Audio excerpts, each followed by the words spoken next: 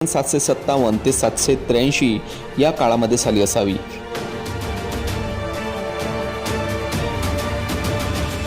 दहाव्या शतकामध्ये अरबी प्रवासी अल मसऊदी याने भेट दिली। आक्रमणांमुळे किंवा काळाच्या ओघामध्ये म्हणू आपण येथील बऱ्याच मूर्त्यांचे नुकसान सुद्धा झालेले आहे। स्वातंत्र्य प्राप्तीनंतर या लेण्यांची काळजी जी आहे ती घेतल्या जाऊ लागली। येथे अनेक शिल्पे आहेत।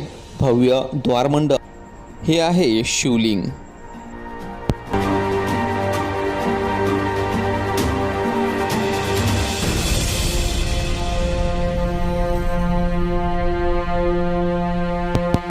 पूर्ण आकाराच्या दगडामध्ये कोरलेला भव्य हत्ती सुद्धा आपल्याला पाहायला मिळतो आणि यावरील शिल्प हे अप्रतिम विलक्षण आहे।